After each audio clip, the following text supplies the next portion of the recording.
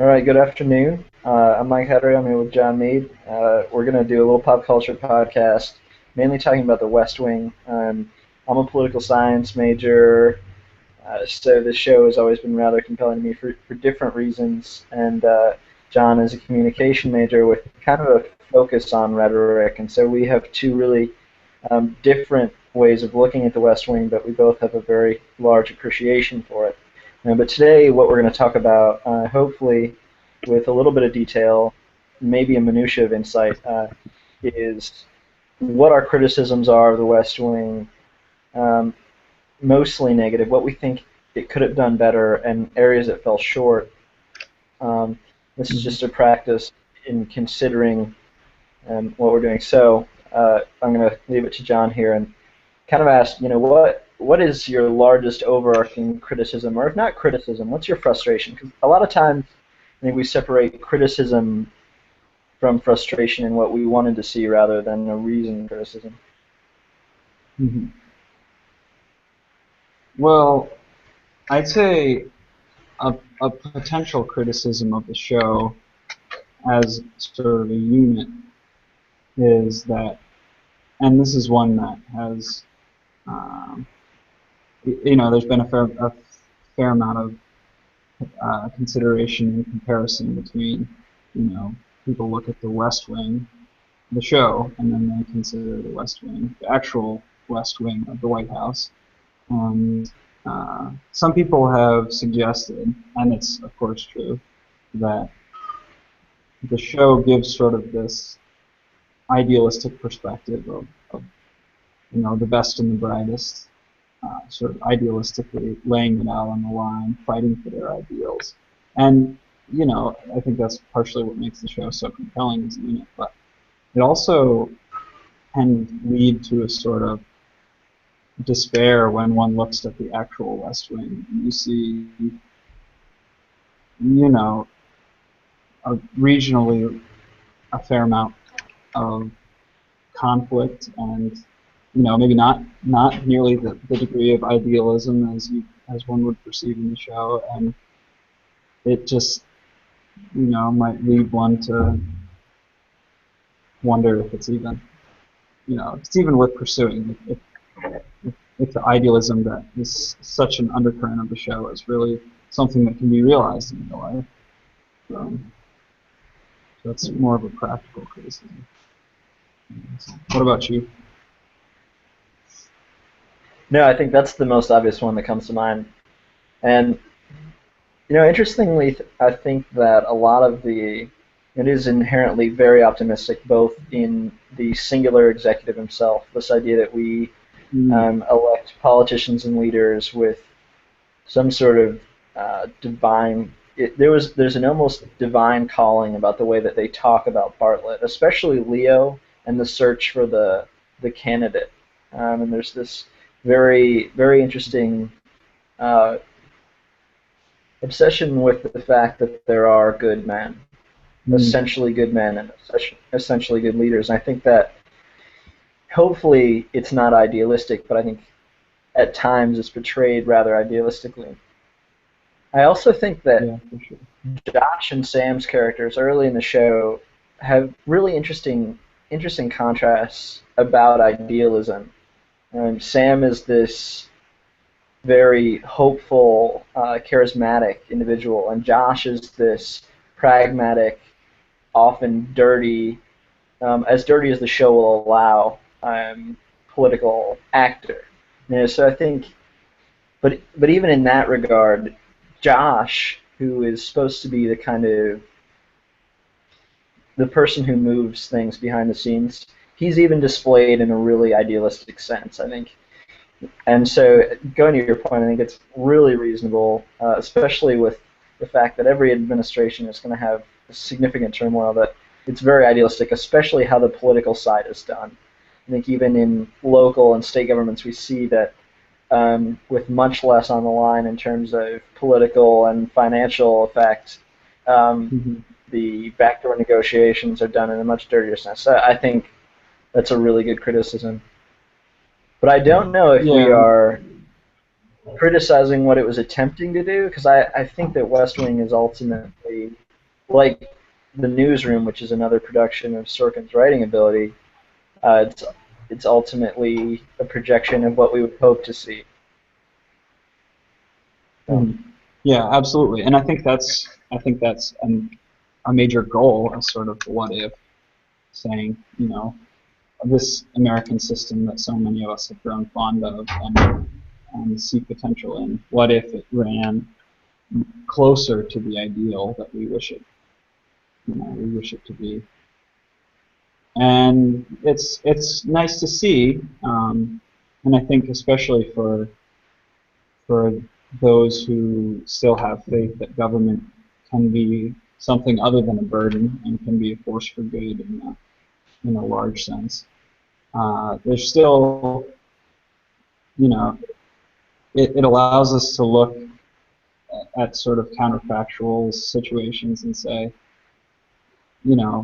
all right, so for instance, oftentimes people feel that the political game is just so messed up that it's not even worth playing, like maybe once every 4 years you cast your ballot, but really it's not worth any more effort than that because it's just so corrupt or so backwards or whatever.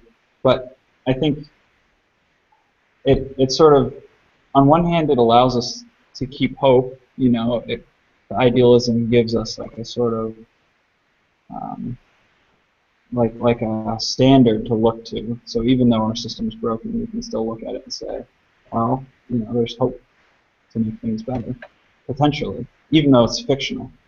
And it also serves as a type of catharsis, like especially for someone like Mike who operates actually in political spheres, at least somewhat more than I do on a day-to-day.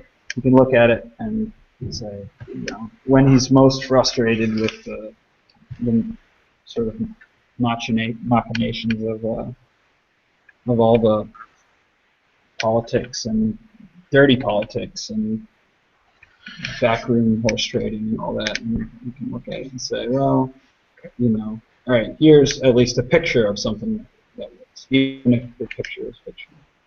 So I think it aspect can also be good if it allows us to keep hope. yeah, I think Toby Ziegler is a really interesting character because he speaks to um, a nature of the system that's really interesting, and this sort of inside-outside look. And I think it's more idealistic, not necessarily because um, it may be idealistic, but I think it offers an interesting interpretation of what it's like from the inside versus what people believe their motives are from the outside. So Toby, his collapse occurs, and largely from the outside, it seems like an unethical and immoral move to undermine the power of the presidency, Absolutely. Specifically individual interests. But from the inside, we see a far more complex consideration of the value of human life, the consideration of ethics. So I think one of the really interesting things it portrays is that we seem to think that it's highly idealized because we're only seeing the passions of people existing inside, and there are people who exist inside with a true interest in achieving justice and achieving equity. Yeah. On the outside, their actions seem so illy motivated, and whether that's because we exist in a bureaucratic state that kind of impairs our ability to achieve that, or whether it's a lot of the ballyhoos of the actual actors inside the system. But it at least raises some sort of question about the fact of what people's motivations are, and allows you to consider that people's motivations are purely positive, even if the outcomes are highly questionable and in any form. But yeah, I guess my next question would be, how do we think the show is? Well, I don't know. Move to another thought. But in terms of how they portray the executive, Um, do you think there is an odd, I don't know, to me it sounds almost Washingtonian, the manner in which they pursue Bartlett, the manner in which Leo seeks out a candidate, and it brings us back to a time where it was decided by leaders, and they searched for the most respected man, the man of principle, the man of integrity, the tallest man in the room, even. And he's not that, but Yeah. do you think that um, that's a certain thing that's missing in the political landscape? Yeah, I mean, I think everyone would like to believe that the tallest man in the room exists, especially because, because we vested so much power in such a concentrated few. Um, many hours of conversation have been dedicated to whether or not that's a wise choice. But the reality is, it's what the system we have invests substantial power in just a few. And I think one of the appeals of The West Wing is that it shows that to a certain extent that power isn't vested in just a single man in the way we think of, but that decisions are made in somewhat of a community of agreement. But I think to a certain extent, we have to believe that the tallest man in the room exists because we're vesting so much power in the hands of so few. And the reality is mistakes are made, and there are also crimes. And so um, it's really, I think that's the hopefulness of the show is that it portrays a a man who's worthy of the office, and I think that's what um, a lot of people despair of. And another thing is, and this gets into sort of a media studies approach, but there's sort of an asymmetry of information uh, with the whole political game that makes us automatic outsiders to the decision making of the White House and of the West Wing. And so I think there's potential for, um, well, not potential. The reality is there's sort of an inside-outside in the real political sphere. We sort of have this desire to know what's going on, how decisions are made, what the moral considerations actually are, because there's such a vested interest in politics with portraying an image of ethicalness, and the technologies for portraying a face or an image of politics are so advanced, you know, that we want to know it. Not what does social media say, not what the White House's Tumblr is posting, but what is actually happening in the White House. Um, and those are two different things for sure, Mm. because we can see that dichotomy in our lives, and it holds true for even spaces as hallowed as the White House. So I think we we want to I guess getting back to your original question, there's it's definitely a very idealistic uh, Washingtonian, if you will, perspective on what the office of the White House of the president is supposed to be. But I think we sort of have to, we're forced into a position of hoping for that because we're not looking at any sort of future time frame where the executive has less power. And history has shown that the power of the executive seems to increase steadily, if not exponentially. And so, I just like the creators and the writers of the show, I hope that we can maybe come up with a better mechanism for finding the Washingtons if they exist. And I think that's definitely the picture of Bartlett that it's showing, for sure. one of the really interesting things I find about The West Wing, and I think it's actually more about the Netflix generation, is the ability for um, pop culture and what we consume and the kind of pockets of pop culture to become much less localized. And so I think The West Wing is something that's really interesting because if Netflix didn't exist, we wouldn't really be talking about it because culturally we wouldn't have consumed it growing up. Um, but Mm-hmm. also interesting about it is the fact that um, many of the key issues, many of the touchdowns um, appear very modern, and it's about 10 years old, and yet we can still touch them. And though 10 years isn't a long time in political life, it's still a pretty substantial time in political life, Yeah. especially with, um, and some things had moved.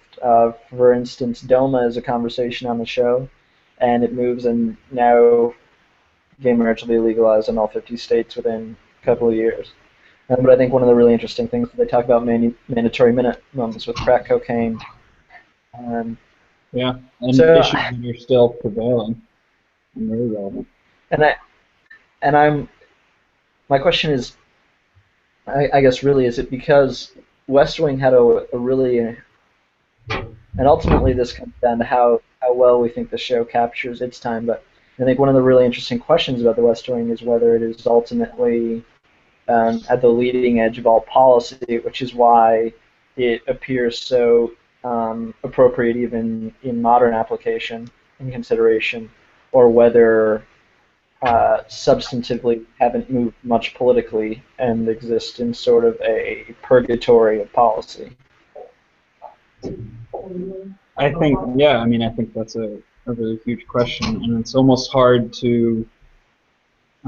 hard to answer for today. You know, that's the kind of question that's much easier to look back on and answer retrospectively. Um, so, and you know, it's hard to say whether or not Aaron Sorkin was and the screenwriters were prophetic, or whether or not we're sort of stuck in a cycle. And I think, you know, to a certain extent, you can predict, even though it seems like the change of rate, or the rate of change of society seems to be increasing,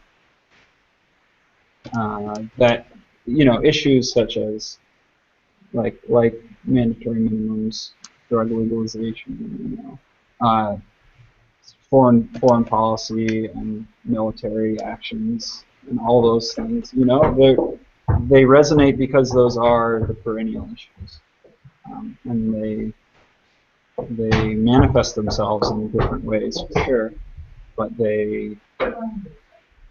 um, it's not a most of the problems are problems because they're not going away anytime soon. And if there were easy solutions, we would have solved them.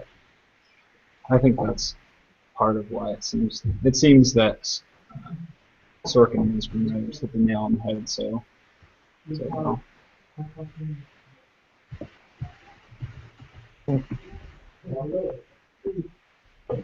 What too is what is the defining? What too is so compelling about it? What retains your interest? Like, what is it? The show? Yeah, not Nathan or whoever that is. I, I don't know. I'd say as with any good literature, it's the character. You know, whether or not the characters are compelling. Like by the end, I'm actually not 100% finished with the show. I'm very close, but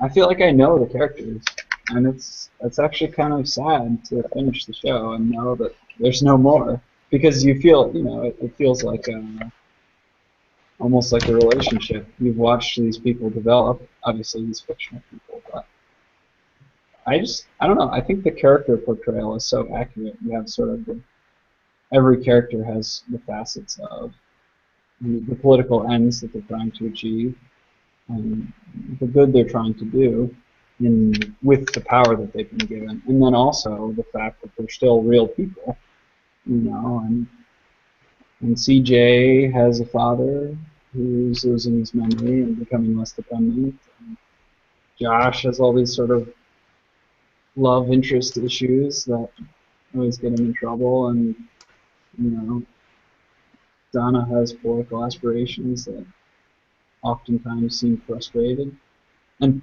personal political, not power, but they just it feels like people you'd meet in real life. Um, so obviously it's fictional, but it's compelling because it it seems true to life.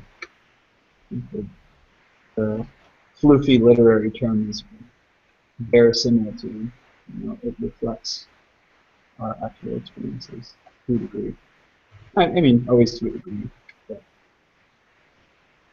yeah, that's what I find so compelling about it, and probably any show. But it's just a really good example of a show that does that really right, I think. So Yeah, I think the character aspect is just incredible.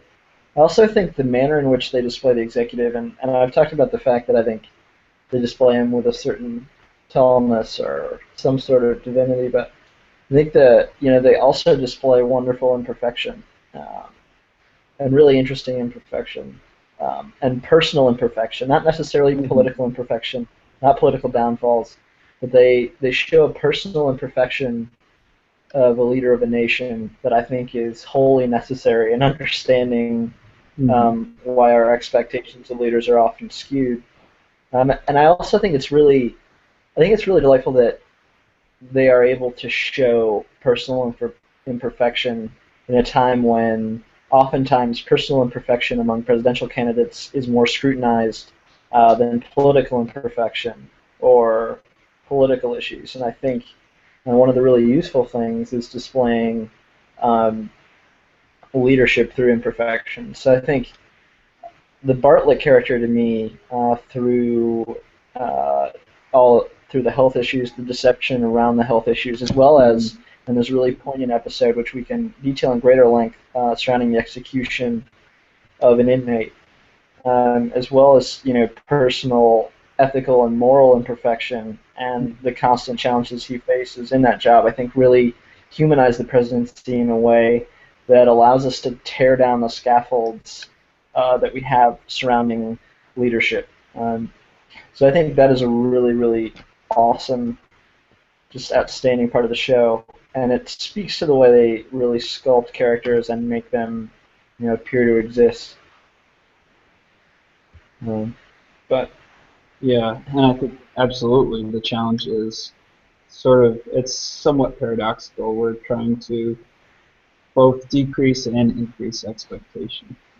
Decrease this expectation, the idea of perfection without mistake, for sure, but also increase the level of expectation in terms of um, the depth from which political decisions come, not just the necessity of the moment, sort of short-term reactions.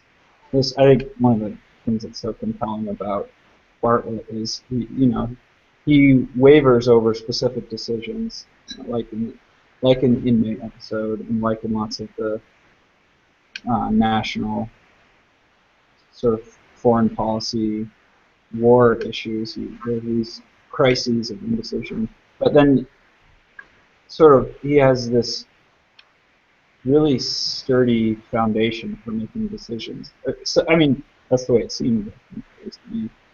That that's sort of the basis of all the decisions, and this sort of really strong moral framework that he brings to every single decision that sort of gives you confidence. You're saying this is a man who has deep developed convictions and who governs by them. And I think that's all that you could hope for in the presidency, for sure.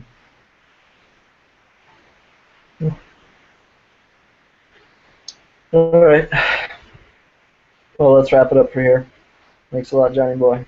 Yep. Call it. We'll listen to it and see how we are. All right.